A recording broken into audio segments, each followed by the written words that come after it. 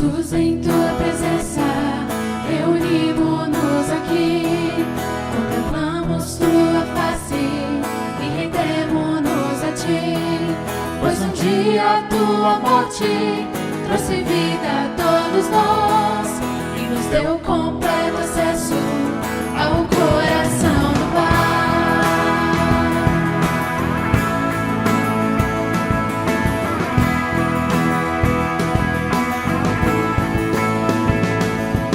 Jesus, em tua presença, reunimos-nos aqui, contemplamos tua face e rendemos-nos a ti, pois um dia a tua morte trouxe vida a todos nós e nos deu completo acesso ao coração do Pai. O véu que separava já não separa mais, a luz que outrora apagada agora brilha e cada dia brilha mais. Só pra te adorar e fazer seu nome grande e te dar o louvor que é devido. Estamos nós aqui.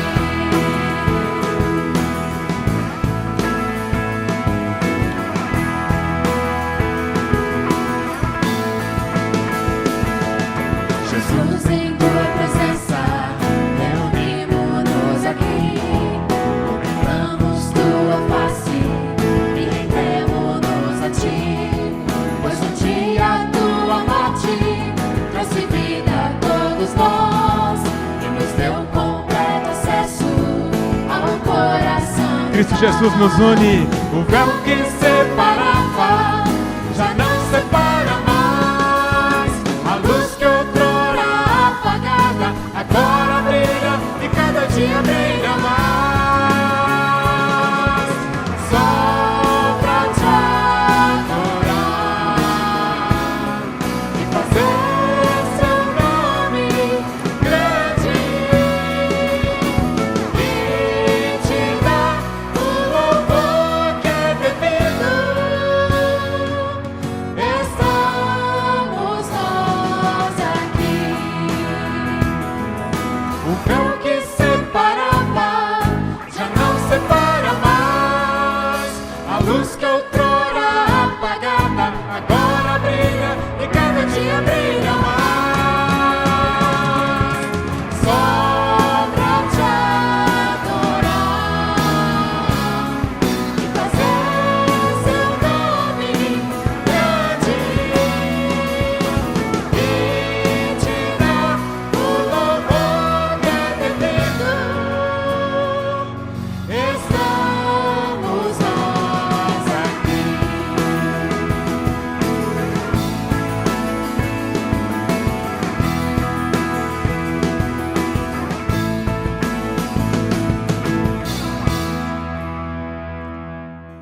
Muito boa noite a todos, na bendita graça e paz de nosso Senhor Jesus Cristo. Assim eu quero saudá-los.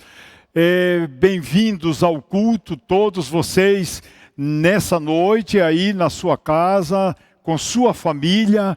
E desejamos de todo o nosso coração que o culto desta noite seja de fato e de verdade uma grande bênção na sua vida.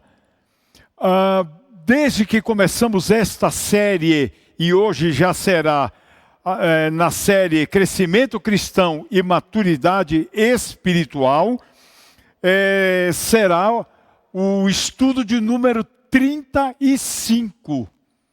Porém, hoje nós começamos, nesse mês de dezembro, um outro assunto. Por quê? Porque o primeiro assunto sobre o qual nós conversamos quando começamos a série Crescimento Cristão e Maturidade Espiritual, nós conversamos sobre os conflitos da vida e como é que nós podemos crescer na vida cristã e amadurecer na vida espiritual através dos conflitos que a vida impõe sobre nós, que via de regra as pessoas encaram os conflitos como negativos, mas eles podem ser altamente positivos. Depois falamos que o crente pode crescer na vida cristã e amadurecer através da vida de oração. Recomendação do Senhor Jesus Cristo: vigiai e orai para que não entreis em tentação. O nosso terceiro assunto foi que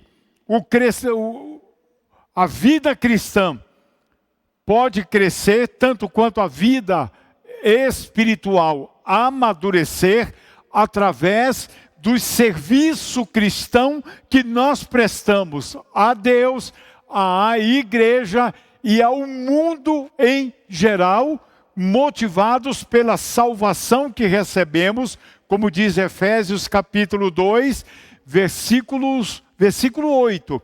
Porque somos feitura sua, criados em Cristo para as boas obras, as quais de antemão Deus preparou para que nós andássemos nelas. Servir a Deus, servir aos irmãos e servir ao mundo. Semana passada fechamos a série que diz que o crente pode crescer na sua vida cristã e alcançar maturidade espiritual através do exercício da fé. Porque sem fé é impossível agradar a Deus. Então, uma vida de fé, uma vida pela fé, eu não estou falando de você e eu termos fé na fé. Eu estou falando de nós termos fé na dimensão que Hebreus 11:1 define para nós e que Hebreus 11:6 diz que sem fé é impossível agradar a Deus. Agora, neste mês que estamos começando, mudando de assunto, nós vamos falar sobre autocontrole. O quanto o autocontrole contribui para o crescimento cristão e a maturidade espiritual. Então, eu quero convidar você a abrir a sua Bíblia na primeira carta aos Coríntios, capítulo 9, do verso 24 até o verso 27. Abra lá a sua Bíblia. Eu vou fazer a leitura na NVI. Se a sua Bíblia for também da NVI, você vai acompanhar bem. Se não for, ainda assim pode mudar os termos, mas não muda o sentido das palavras.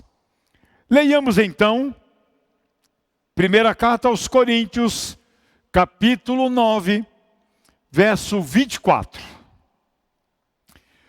Vocês não sabem que todos os que correm no estádio, apenas um ganha o prêmio?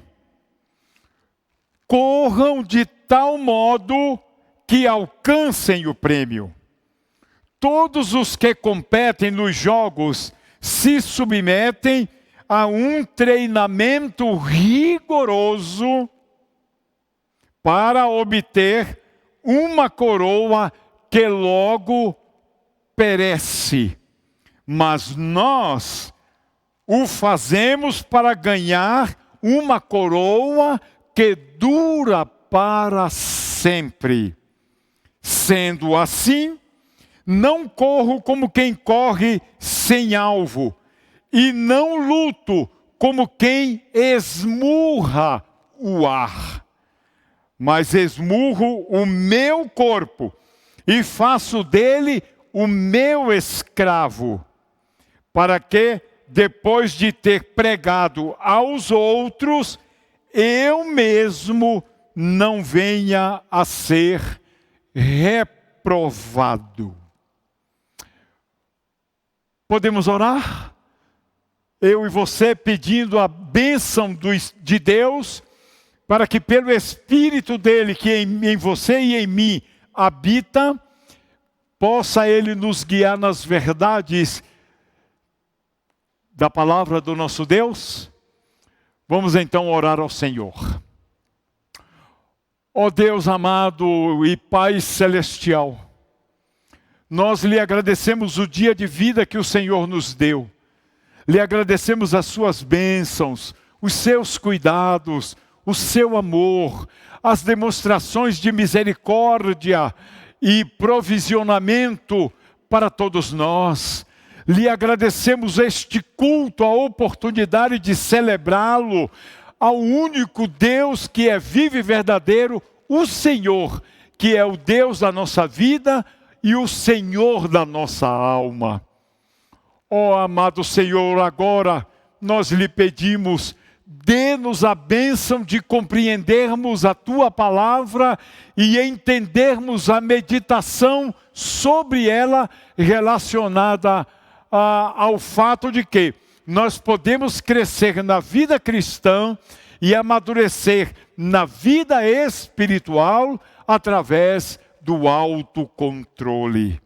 Nos abençoe agora e a todos que nos acompanham através da internet, pois nós lhe pedimos com gratidão pela certeza que temos de que o Senhor nos abençoará.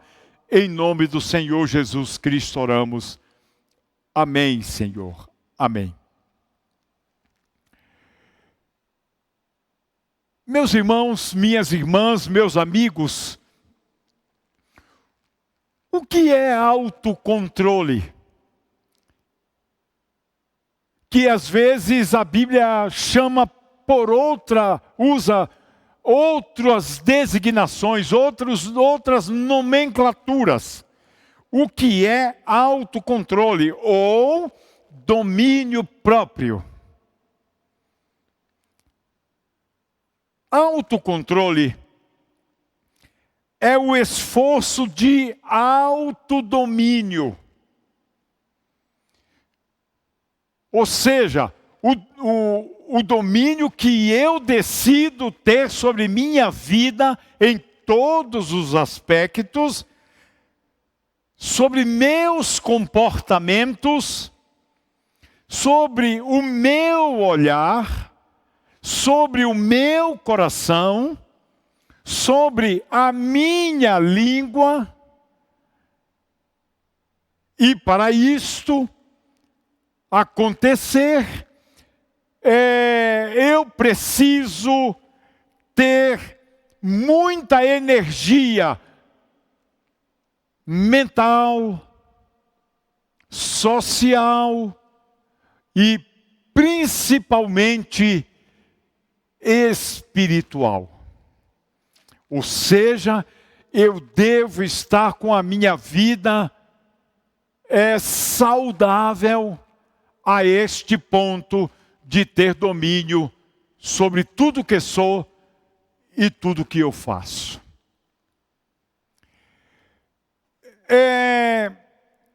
Esse esforço, esse domínio, é um recurso inesgotável e que por isso eu preciso saber usá-lo com sabedoria. Caso contrário, nós podemos facilmente ser desarmados, inutilizados, neutralizados pelas tentações que de maneira muito sutil são colocadas diante de nós. Sofrer tentação não é pecado, mas cair em tentação pode ser pecaminoso. muitas vezes chamada de força de vontade, o autocontrole, ele é capaz de nos garantir um melhor gerenciamento sobre a nossa vida e sobre os objetivos e propósitos que definimos para a nossa vida, que vão honrar e glorificar a Deus, abençoar minha família, abençoar minha igreja, abençoar meus vizinhos, meus colegas, meus familiares que não são crentes do Senhor Jesus Cristo. Ou seja, essa habilidade extraordinária de autocontrole merece a atenção de todas as pessoas, pois é o maior ingrediente da superação pessoal. O Novo Testamento não deixa qualquer dúvida quanto à importância e à seriedade da vida em Cristo, isto é, da vida daqueles que creram no Senhor Jesus Cristo como Salvador da alma e como Senhor da nossa vida. Quem crê e aceita o Senhor Jesus Cristo como Salvador de sua alma e como Senhor da sua vida, deve saber de imediato que fez uma escolha séria, profunda, doce, uma escolha maravilhosa, desafiante, envolvente para o resto da vida. Só tem condições de permanecer no caminho da verdade, de permanecer no caminho da verdade que é Jesus e com Jesus.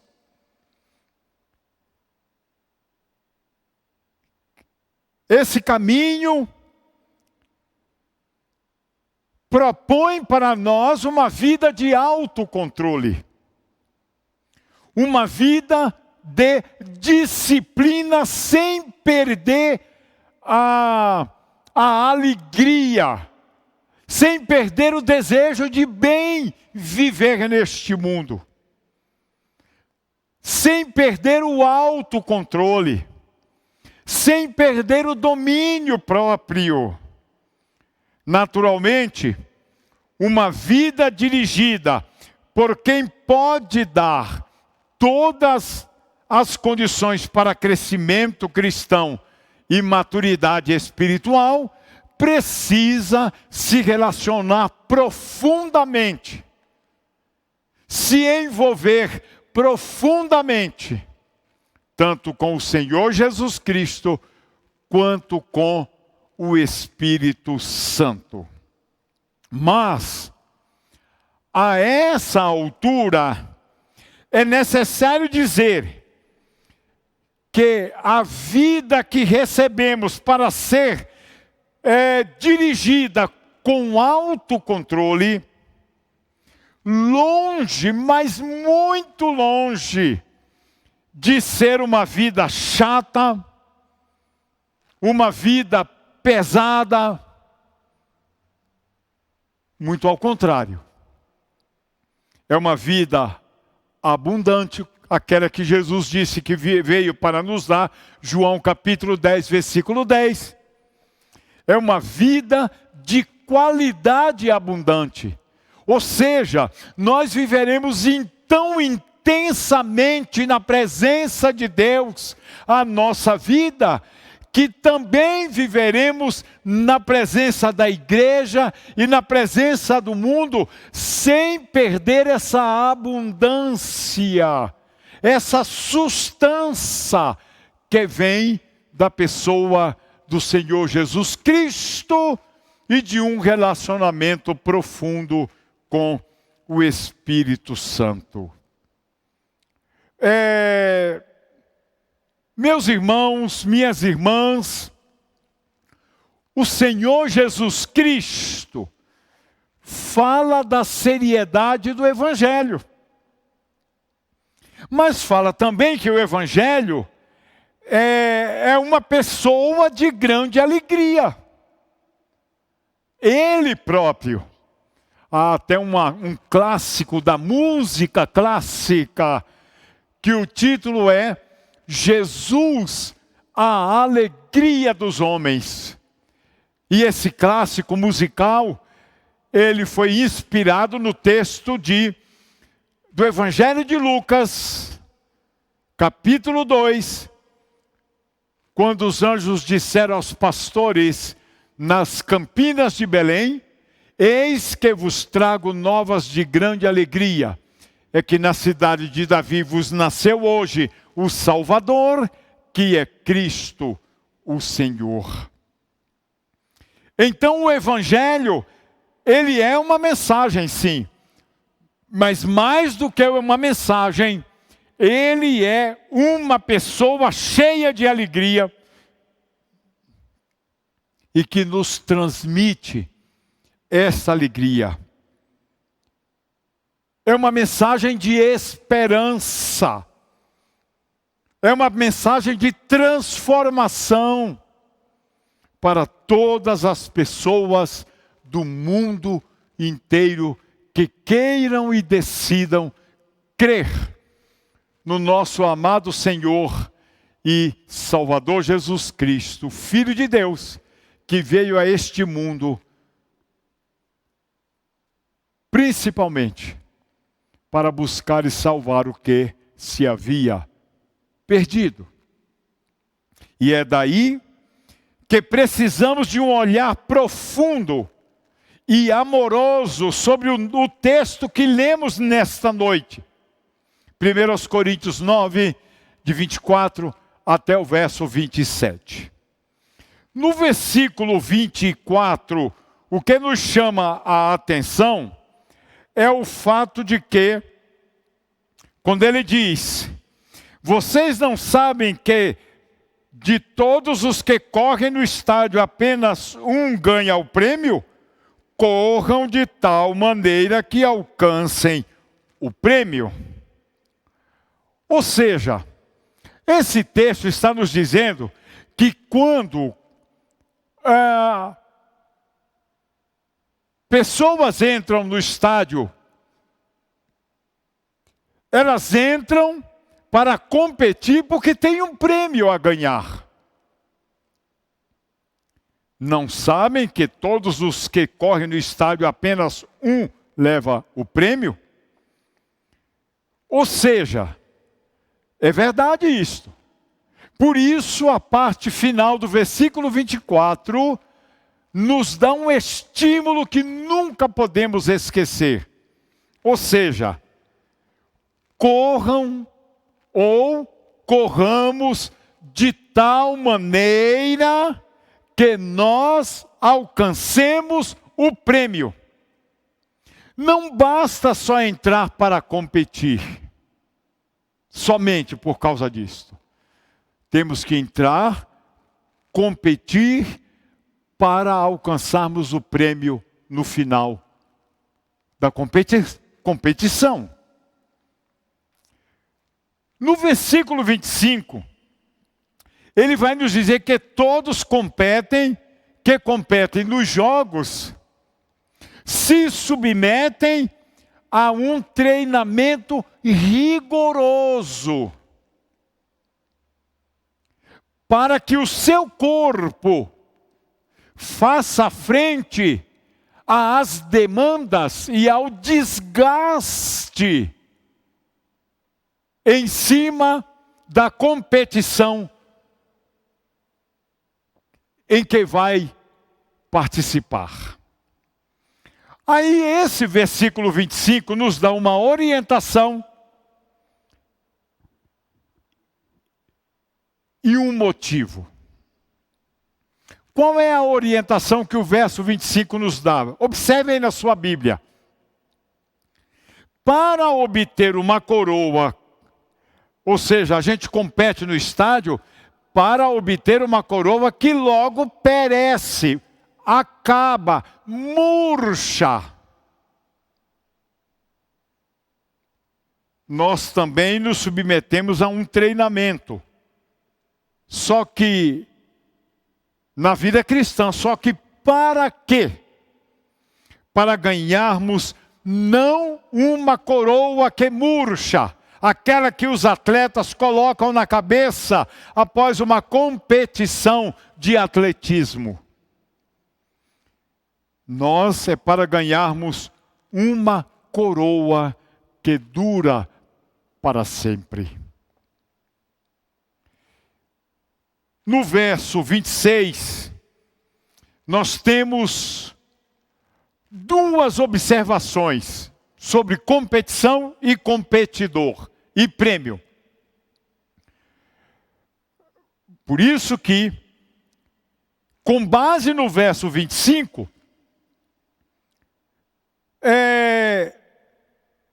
a gente deve competir não como quem corre sem um objetivo. Você lembra-se que o Marquês de Coubertin, na França, ele falou que o importante é competir. Claro que competir é importante. Mas pensando no atletismo lá da época do apóstolo Paulo, como nos de hoje, como correr? Eu vou correr como quem corre porque tem um alvo final após a corrida. Como quem tem um objetivo. Como quem tem um prêmio de grande valor. Sendo assim, eu não vou correr lutando como quem dá um murro no ar.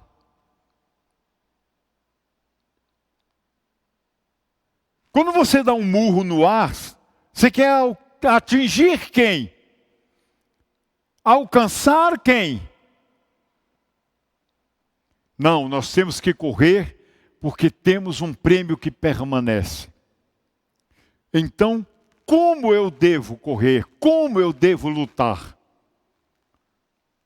Como quem tem à frente um oponente que vai tentar me vencer. De todas as maneiras. Quem seria este oponente? Quem seria este adversário? Eu convido você a olharmos juntos o verso 27. Vamos ler? Mas esmurro o meu corpo e faço dele meu escravo, para que depois de ter pregado aos outros, eu mesmo não venha a ser reprovado. Esse verso 27, duas coisas se destacam como instrução. A primeira, eu preciso lidar com o meu corpo de maneira consciente para que ele não me coloque em dificuldade, porque ele é, nessa corrida, o meu grande adversário, o meu grande oponente. O meu corpo precisa estar embaixo do meu comando. Essa é a primeira coisa que a gente precisa saber do que está no verso 27. Porque o nosso corpo é o corpo do pecado. vendido ao pecado, que sempre quererá nos colocar em dificuldade. Mas em segundo lugar, eu preciso ficar atento para quê? Para o fato de que, como pregador do Evangelho, como testemunha do Evangelho que eu e você somos, mesmo levando alguns ou muitos ao caminho da salvação, depois de tudo que fizermos, eu e você mesmos não venhamos a ser reprovados. O apóstolo Paulo, ele foi confrontado em Corinto com pessoas entusiastas que usavam a liberdade alcançada em Cristo para cometer todo tipo de libertinagem, de imoralidade. Eles não obedeciam e não seguiam a ninguém, mas seus próprios instintos. E aquilo que desse prazer ao corpo, eles achavam que deviam praticar. Não obedeciam a mais ninguém, mas aos seus instintos e desejos pecaminosos. No seu entender, uma vez, no entender do apóstolo Paulo, uma vez justificados pelo sangue de Cristo, no dizer de Paulo, as pessoas achavam que podiam fazer todas as coisas e tudo lhe era permitido. Não, não, não, não, não, não. O apóstolo Paulo vai dizer, todas as coisas me são lícitas, mas nem todas as coisas me convêm.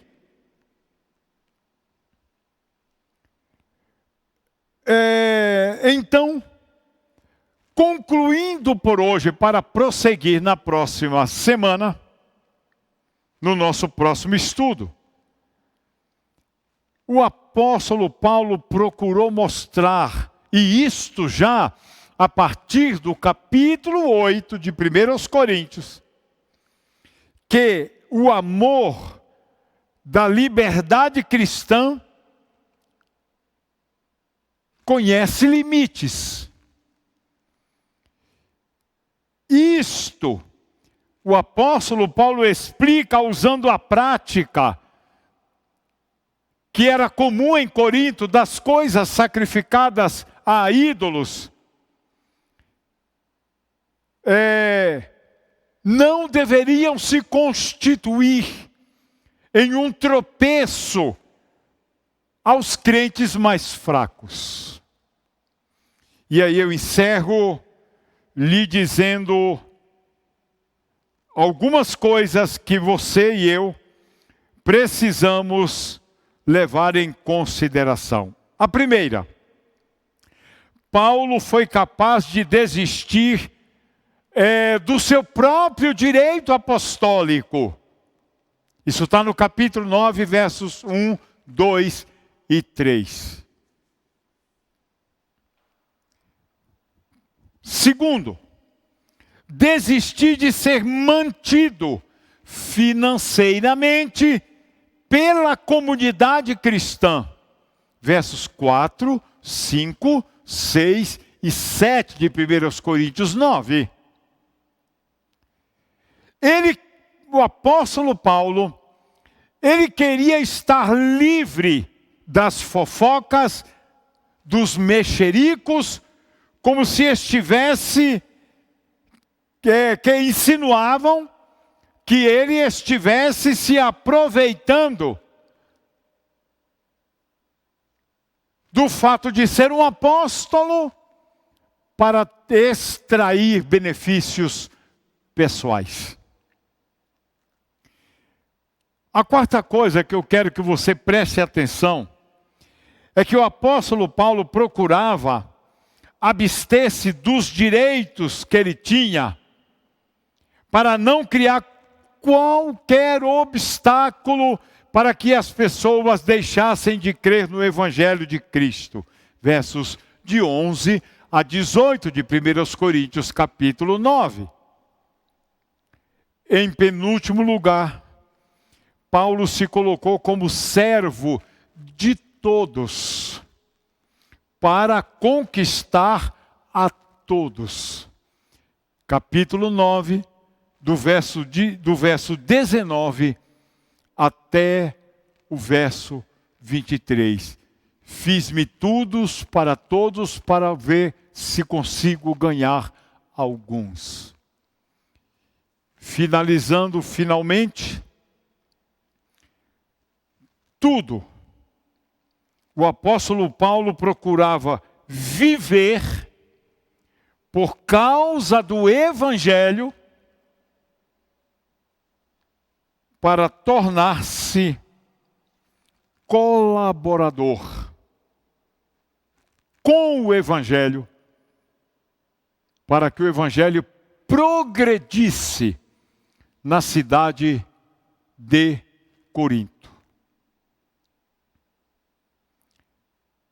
O versículo 23, faço tudo isso por causa do Evangelho, para ser coparticipante dele. O Evangelho. Aqui começa a saga de quem deseja aprender a ter autocontrole, domínio próprio na vida. Começa por aprender a competir, aprender a viver neste mundo. Aprender que os atletas humanos correm por uma coroa que murcha. Nós, atletas cristãos, corremos por uma coroa que é eterna, que permanece. E que por isso precisamos nos cobrir de todo o cuidado necessário e suficiente para que aqueles que nos ouvem, a pregação e o testemunho, não encontrem práticas na nossa vida que os impeçam de crer no Senhor Jesus Cristo. Assim paramos por hoje, para prosseguir com o segundo estudo na semana que vem. Vamos orar mais uma vez? Senhor, nós queremos neste mundo nos tornarmos em verdadeiros atletas cristãos, que não apenas sabem correr na direção de Cristo, na direção da vida eterna, mas que correm tomando todos os cuidados, para que no final das contas, nós mesmos não sejamos reprovados, ainda que tenhamos levado muitos para o teu reino por nosso Senhor Jesus Cristo. Lhe agradecemos, Senhor, porque nós podemos ser e viver de maneira cuidadosa, atenta, olhando para Jesus, que é o autor e consumador da nossa fé, para não tropeçarmos, para não darmos mau testemunho, para não impedirmos que aqueles que queiram crer no Evangelho deixem de crer por nossa causa. Ó Deus, tem misericórdia, porque nós topamos o desafio de vivermos neste mundo de maneira sóbria, justa e piedosa. E nos abençoe nessa série de estudos sobre autocontrole ou domínio próprio. Porque esta é a bênção que lhe pedimos no nome do Senhor Jesus Cristo. Amém, Senhor. Amém. Vamos ouvir mais uma música e cantarmos juntos, participarmos juntos adorando ao único Deus vivo e verdadeiro. Cantemos juntos com a equipe de louvor, eu aqui, você aí na sua casa. Vamos cantar.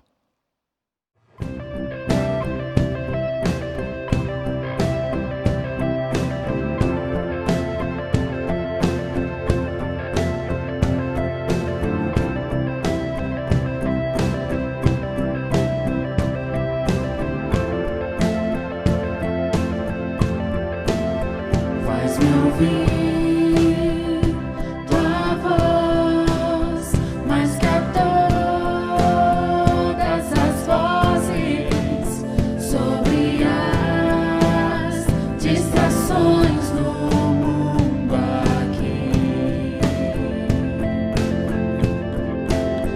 Faz-me ouvir tua voz, mais que a sobre as distrações do mundo aqui. Tua voz, vida traz e promessas nos traz. Teu amor vale mais que as riquezas deste mundo. Tua palavra, vida abundante. Tua palavra nunca falhará. Terra e céu irão passar, mas tua palavra permanecerá.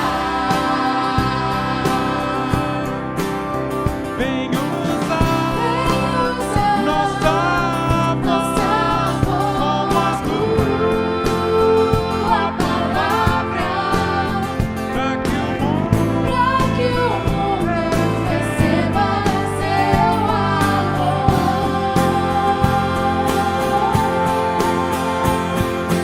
Tua palavra, vida abundante. Tua palavra nunca falhará. Terra e céu irão passar, mas tua palavra permanecerá.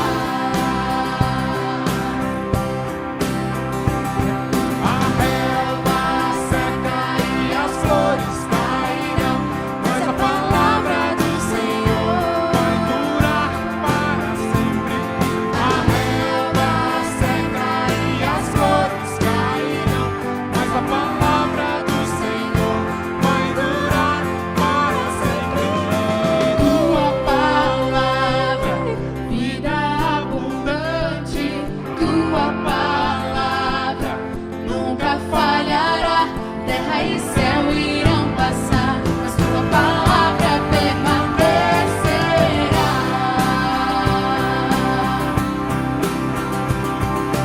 Tua palavra, vida abundante. Tua palavra nunca falhará. Terra e céu irão passar, mas tua palavra permanecerá. Eu quero agora convidar você para um momento, nosso momento de oração. Estamos no mês do Natal. Um mês de gratidão pela vida do Senhor Jesus Cristo.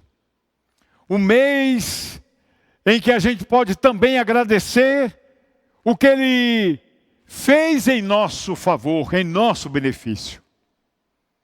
Vamos orar porque o que Cristo fez nos trouxe de graça um monte de irmãos e juntos formamos a família de Deus.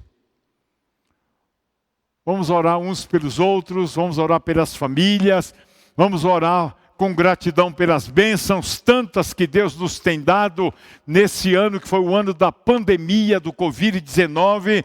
Vamos orar pelos enfermos, vamos orar pelos desempregados, vamos orar pelas pessoas com dificuldades conjugais no seu casamento, pelas famílias com dificuldades nos relacionamentos interpessoais. Vamos orar pelos nossos vizinhos, pelos nossos amigos.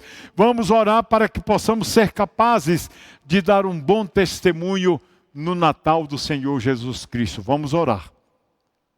Então, reúna aí sua família, feche um círculo de oração e faça esses momentos aí em família, ok? Beleza?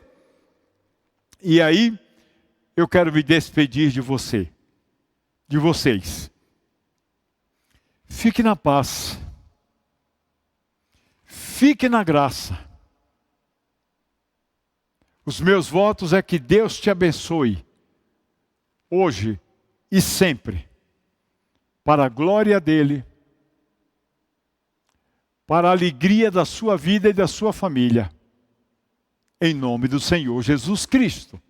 Amém e amém. Tenham todos uma boa noite.